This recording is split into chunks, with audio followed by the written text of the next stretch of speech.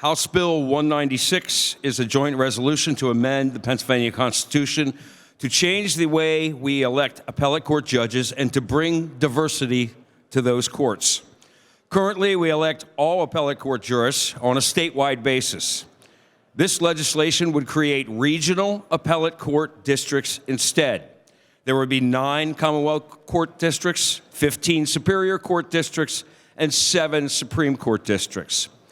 These districts would be defined by the General Assembly following the redistricting principles found in our Constitution, requiring populations as equal as possible in each district with compact and contiguous geographic boundaries, and would comport with the Federal Voting Rights Act of 1965.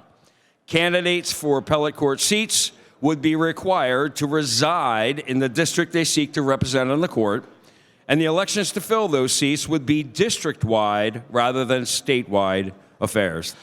When you had given your opening statement on the crust of the bill, I've read it a couple times through, and you talked about diversity. When you're talking diversity, I was looking to see if your diversity meant African American, Latino, female, or what is your idea within the bill, what you consider diversity? Thank you, Mr. Speaker. That is an excellent question. There are a number of ways that diversity comes into play if we go to regional appellate court districts. First of all is the most important diversity in Pennsylvania, which is the diversity of our entire Commonwealth.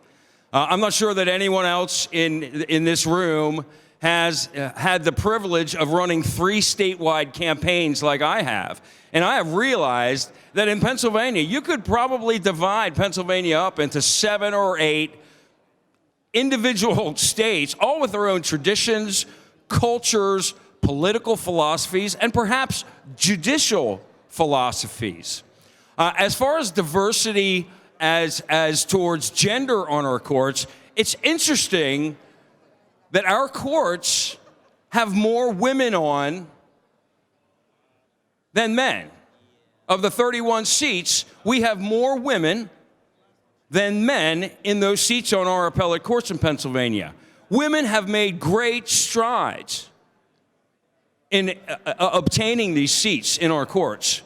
However, although I did not, in my 50-year history in researching this bill, I did not account for people of color. I didn't go through and hand count, well, this one's white, this one's black, this one's Latino, that sort of thing.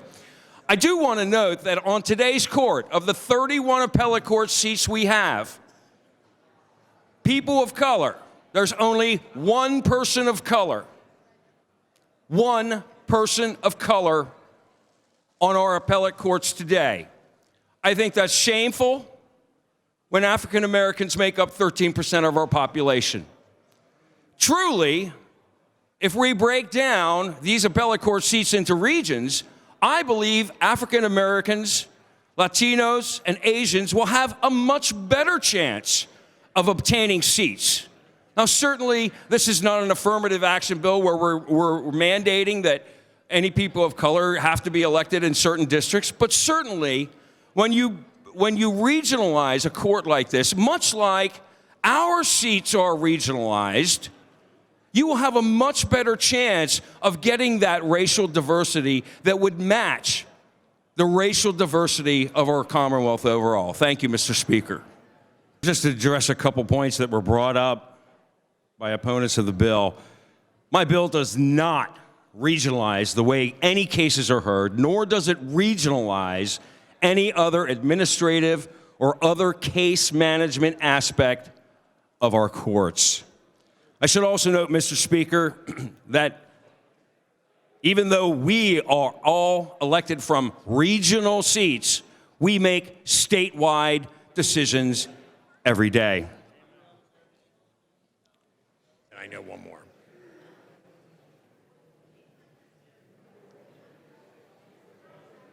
When we talk about qualifications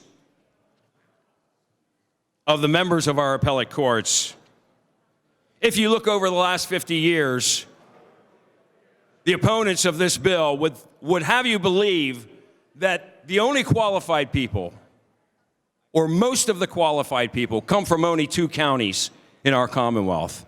2 counties in our Commonwealth despite only having 21.8% of the population, have provided 58% of our appellate court judges. I believe the communities of interest regionally in our Commonwealth deserve to be heard from on an equal footing, just as we come to compromise here when we create statutory law. That same sort of diversity needs to go into the decisions that are made on our courts when they hear cases on appeal and when they set precedent for future rulings in Pennsylvania. Mr. Speaker, House Bill 196 is a constitutional amendment.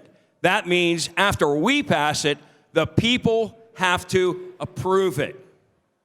This will ultimately go to the people to approve whether they want their regional interests and philosophies and judicial theories to be heard on our courts, which has not happened for the last 50 years on our appellate courts. I ask my colleagues for an affirmative vote. Thank you, Mr. Speaker.